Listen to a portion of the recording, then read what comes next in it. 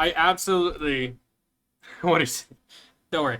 Um, I absolutely need to see the numbers for this before I make any full blown decisions on my opinions or how I feel about this update. But I at least want to talk about it because this is probably the biggest shakeup Dead by Daylight has gotten since it released. Like, a lot of this is insane. We'll come back to the slugging and tunneling stuff, but I do want to go down to the killer stuff first. Since it's prominent in chat, let's start with Myers. They did replace his Evil Within mode, so now he has a Stalker mode and a Pursuer mode, where he's undetectable and stalks people, and then when in Pursuer mode, he has his lethal Slaughtering Strike ability, which is just a pig dash that can break pallets and insta-down. That's really, realistically speaking, that is what this is. It's very subtractive to everything that probably is going to be here, but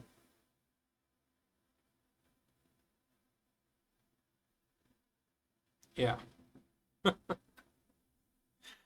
Yeah, but they also adjusted some mechanics, so now he doesn't have a limit to how much he can stalk each person. The stalk range has been reduced to a max of 32 meters, and there's no longer a modifier for how far or close you are for stalking someone. And apparently, while moving, you can stalk, but you stalk slower, and his add-ons are changing to reflect his new changes. I personally don't think this is horrible. I think it's lazy because the only thing they're going for here is to make Myers viable. That's that's realistically it. They're just trying to make him viable. There's nothing other than that to say here. It's kind of lazy, and he's just another run-of-the-mill dash killer that can kill people on Death Hook without needing to bring a Mori offering. I guess. I guess the upside of this is that the Evil Incarnate achievement will be stupidly easy to get now. You just need to get a 4K with Myers because you can kill people with Evil Within while they're on the floor now. So you can just pull them out of a locker and murder them. But yeah, moving away from linear tiers will definitely help newer players, but I don't think it's great. Feels more like an extended lunge than a death. I don't know. I saw that GIF earlier. I really didn't like what that GIF looks like. Hang on, let me go find that.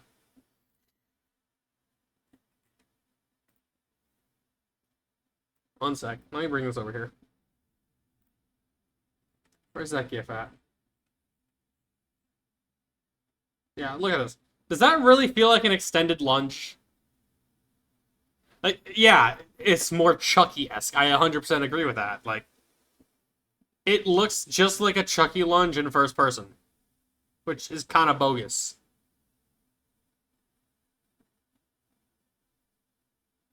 I don't see the point to this versus just giving him base kick coup de grace. 6'9" Chucky, yeah. I do like that they're bringing the lore back, but let's go back down to killers. Clown changes are this. We've heard feedback that clowns easier to activate haste can make instigating and maintain chase less interactive for survivors.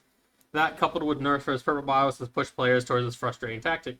To make both bottles feel like viable options without being too oppressive, we've adjusted the values of their most impactful qualities to strike a balance between the free 9.1 values and the live values.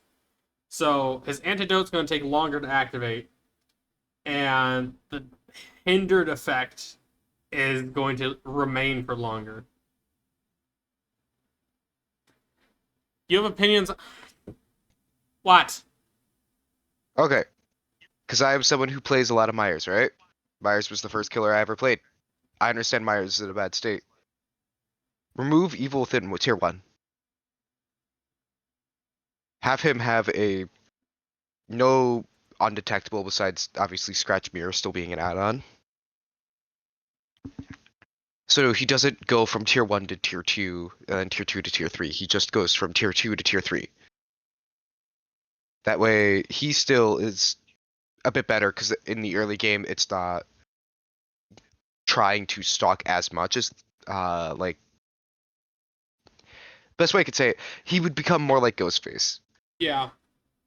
And that Ghostface is not too good, but Ghostface at least is not in the same position as Myers. Putting him without a tier 1 and only in a tier 2 and tier 3 allows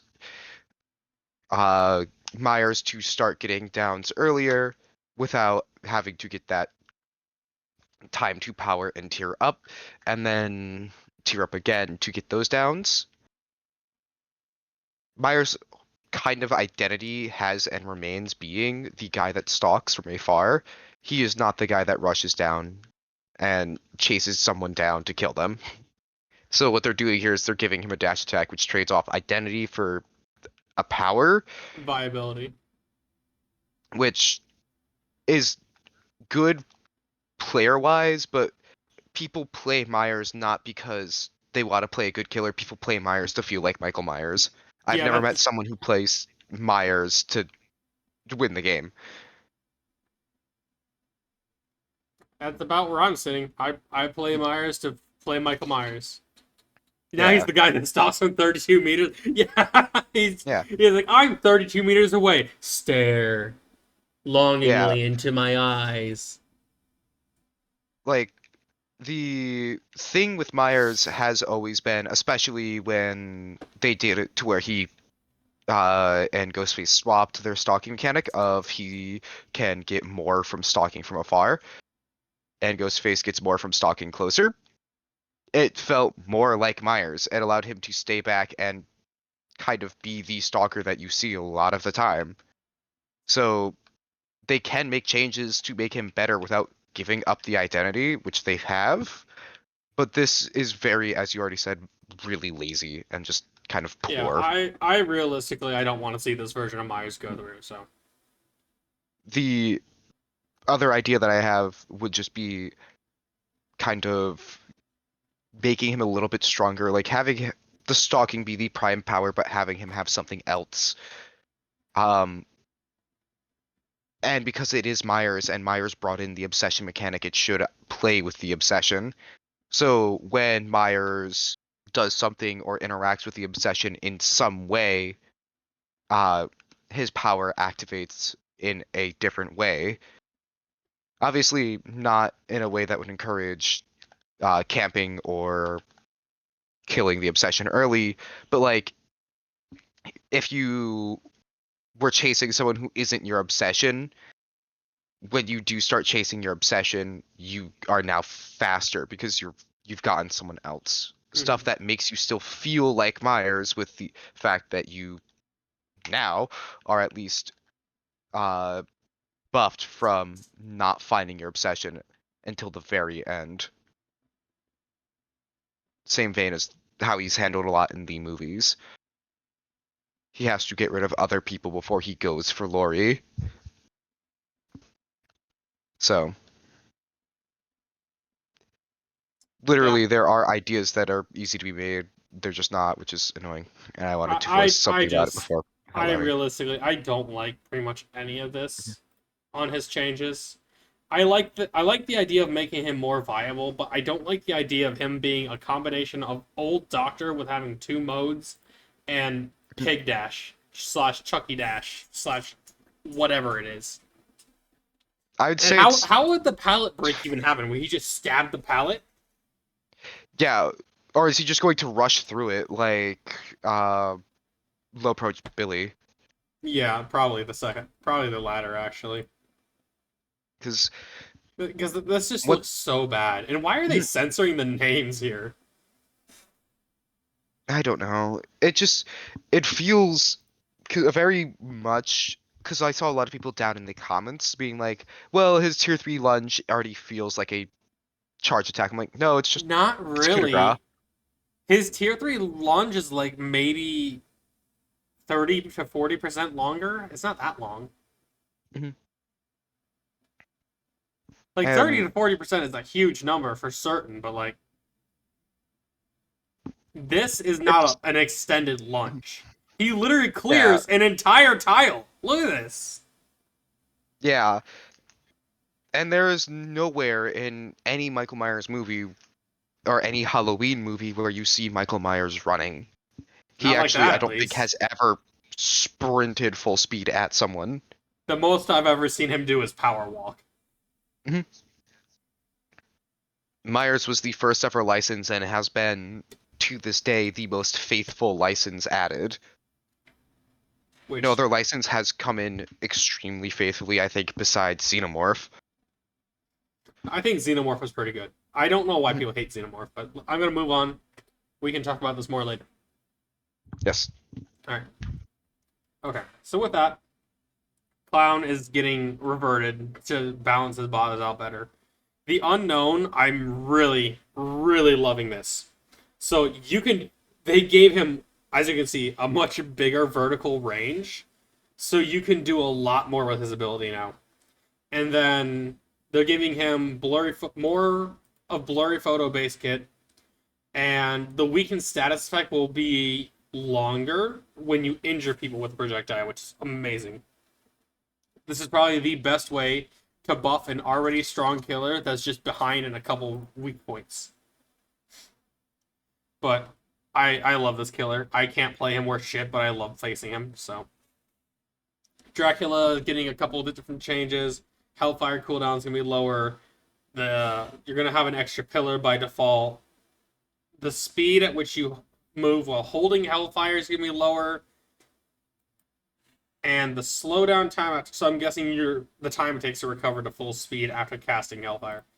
I don't think that's a problem. I think it should be more along the lines of if you cancel or do an M2 fake, that you should be punished because that kind of zoning is boring for everyone.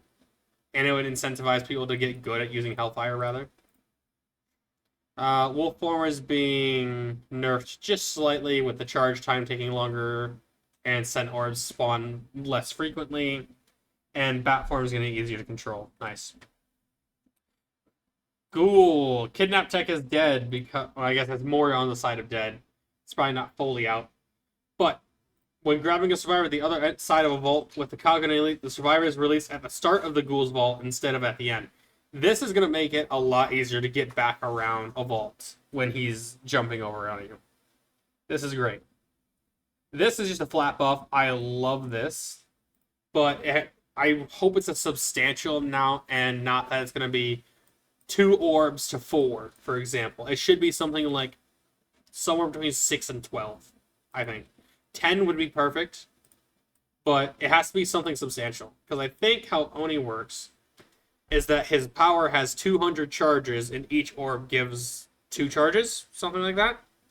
So if you gave it 10 orbs, that's 40 charges. Or 40? What the fuck did I get that one? It's 20 charges, so it's at least 10%. It's not bad. And they're going to be changing perks with everything that's been listed above. So killer perks, survivor perks are all being balanced around that. Now, there's something else I want to really focus in on, and Elusive is cool. It's just turning all of the stealth type status effects into one. So hiding your grunts of pain, your aura being suppressed, your pools of blood and scratch marks being suppressed. Instead of those all being separate mechanics, they're now all going to be under one status effect, which is great. It's going to make coding a lot easier for them, and it's going to allow them to do more with less work, essentially. I like that. I guess we're going to start with slugging, because I think this one is less problematic. So, to start, if survivors left in the dying state for a total of 90 seconds during a match, they gain the ability to pick themselves up after fully recovering. This, I don't know if I like this or not. And this is specifically because of the way they worded it here. The way they have this worded, it makes me think that this is not 90 consecutive seconds. So if you slug them for 30 seconds, they get up, you slug them for 20 seconds, that's 50 total. I don't like that. I think it needs to be 90 consecutive seconds. Fuck your life! Because this should not be...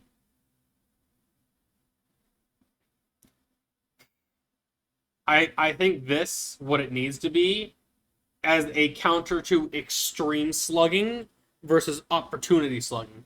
Because this, if you keep having to opportunistically slug because you have someone dies on a pallet, you have a survivor over here that's going to get the pallet save, or someone over here is going to get the flashlight save. You have to leave on the floor. This is just going to end up punishing you eventually.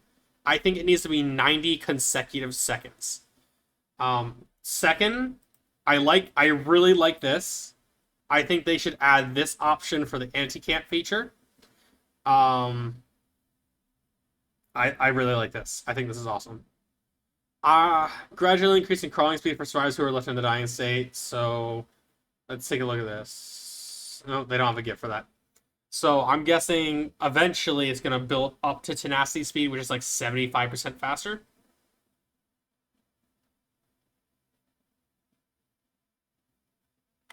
Where is that quoted from, Finn? Hold up. If you've been left in the dying state for 90 seconds in self-pickup, the 90-second timer doesn't reset. That means you're in the dying state. Community manager informs. On here? Where?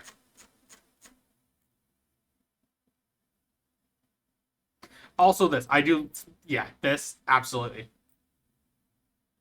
They turned him into a dash killer. Where is this? By that right, is this... That's the guy that posted this whole thing, right? Yeah. If we go to his profile, we should be able to see his recent posts. Right? Right? DM direct link. Thank you. That's going to make my life so much easier.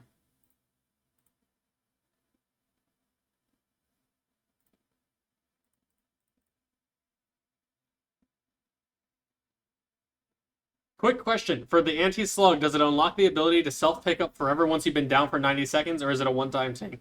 Good question. If you've been left in the dying state for 90 seconds in self-pickup, the 90-second timer does not reset. That means that if you're left in the dying state again, you'll be able to self-pickup again once you fully recover. This sucks. I hate that, actually. I've been playing a lot of Survivor lately because Killer has been absolutely miserable. This sucks. This cannot go to live. Absolutely not. That is ridiculous. This cannot go live. Oh my god. Yeah, if they code it wrong, could plot twist count towards this? That is... I hate that thought, Finn. I really hate that thought. Oh.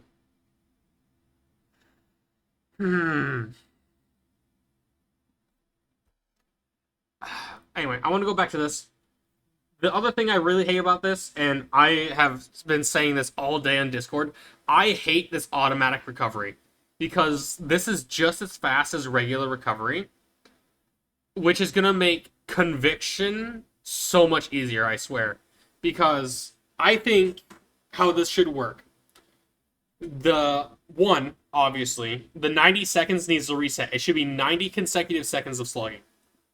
It should be a preventative measure for extreme slugging, not for extended opportunistic slugging. The passive recovery should be as slow as the 90 seconds. So you can crawl and recover passively and get up in 90 seconds. Or you can sit still, recover manually, and get up in 35 seconds. Or at least get to full recovery in 35 seconds.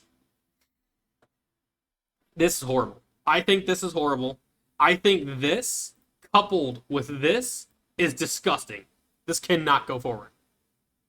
That is bad. That is very bad. As much as I hate getting slugged when I play Killer, I don't like to slug and I don't like to tunnel. My problem is the automatic recovery. I think it's too fast. I think you should be able to recover while crawling with the automatic recovery, but it's slower. And I think that if you want to recover at regular speed, you have to sit still. You can't have the best of both worlds. I think there needs to be a balance between the two in a sense.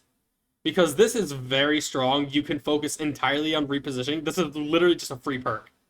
Especially because, as they set up here, the longer you're on the ground for, you get faster and faster, probably up to that 75% that tenacity gives you. So while initially it's not going to be that bad, this could be horrible, coupled with every other change, because this by itself is not a problem. This by itself is not a problem.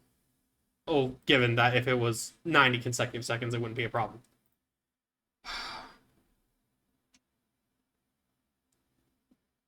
I think this is fine if it was slower while you were crawling. Crawling would, like, yeah, exactly. Half the recovery rate. So right now, what? It takes 35, 36 seconds to recover. So to get to full, it would take about 70, 76 seconds, something like, or 72 seconds, something like that. That's what I think the automatic recovery should be. I think that would be fair. Because otherwise, they just get to crawl away, and if you have to break a pallet because it's a god pallet, they get conviction for free anyway. Yeah, exactly. It sucks. I think it sucks.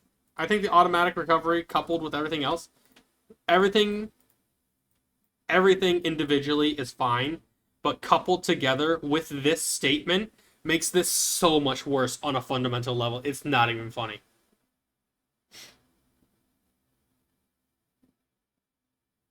Also, this is also a good point. I was going to get into this when I looked at this. We're going to go look at that now.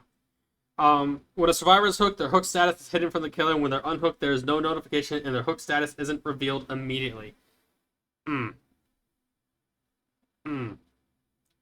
This is disabled once all gens are completed, so it's going to go back to working like it does now.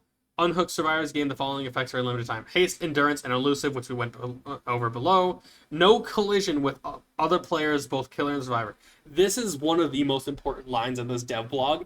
This is probably one of the best things we're going to get all year. This line immediately. Immunity to killer instinct is kind of weird because there's only a few killers that get killer instinct passively, or actively for that matter. I think this sucks, but not suck. Like, it's not bad. It's just kind of weird. It sucks in a sense of being weird. No more aggro OTR. Yes. No more aggro DS. Yes. That's what I love. But here's the problem I'm going to have now. Deliverance. If they have deliverance, they can just unhook right behind you, and you can't put them back on the hook or else you get punished. By... Where was that mechanic? Hang on. Where is it? Where is it? After completing a unique hook, the same survivor has not hooked concessionally, the killer gets the following benefits. So you're not going to get these benefits, which is kind of whatever. I think this is fine. But if you put them on a hook again, immediately, let's say that's going to put someone on the second hook immediately, and then you catch them later, after they get off their second hook, and let's say it's a rough game, you got 2 hooks on them, 1 hook on 2 of their friends each, and 1 person hasn't been hooked at all. So you only have 4 hooks. You find that person, kill them, they get this buff. That's just going to suck. It's going to feel bad.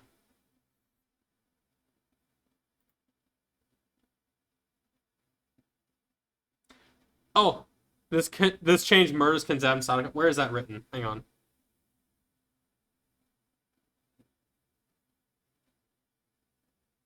Oh, yeah, the 6 hook stages. Okay.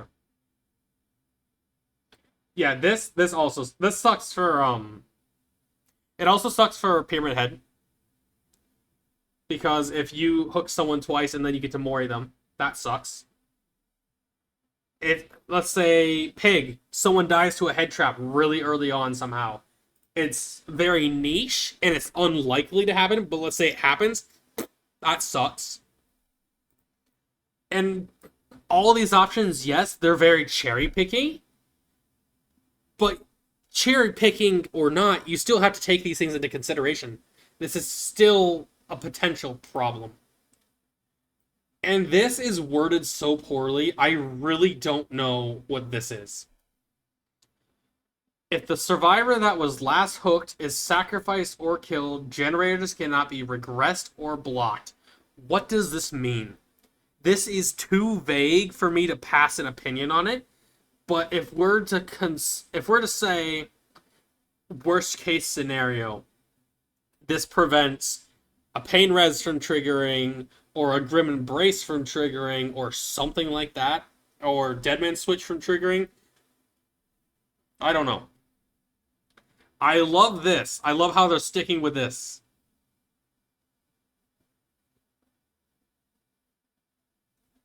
What we mean by this is when a survivor is hooked multiple times in a row, which directly results in them dying, this effect would come into play. For how long, though? Is it timed? Is it permanent? Does this just mean that if you kill someone early, you can no longer regress or block gens? Oh, that I don't like the implication of that, Finn. I really don't. That scares me. Again, there's too much unknown going on here to pass judgment. I don't have enough information, and that's what scares me about this update. On the plus side, I love the message this update gives across. A lot of people are just comparing it to the developers snorting a line of coke and saying, fuck it, change everything. I love that type of update, because they can always roll back things during the PTB, or they can change numbers between the PTB and live. You can make things not go to live. This is the perfect kind of update for the PTB to exist. This is awesome. But I have to see numbers before I can say anything definitively. I hate not seeing numbers. I hate dev updates. I wish they would just post the PTB notes. I really wish they would just post the PTB notes and say, the PTB is going to occur on X date. Here are patch notes 4 days early.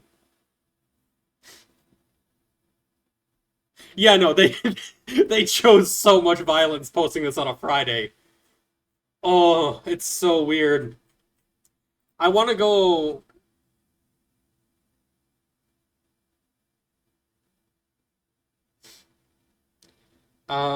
I think the thing on the side of this update will be the best this game has received. The worst is the pop goes a weasel effect after each fresh hook. If it's like 10% of current gen progression, then killer will be unplayable. But if it's like old pop with 25% of total charges, then I would overall label it as an excellent patch. See, I think because with this effect stack with current pop, for example, you can't over... I think 10 is too little, and I think 15 is too much. Ideally, it's going to stack with current pop and eruption and whatnot, but I don't know. I think these two, I like a lot about both of these, but the bad in these is so much worse than what the good offers in return. So there's a lot of good, but it's overshadowed by the really, really singular bad thing. We'll just have to wait and see, because we can't say anything otherwise. Bye.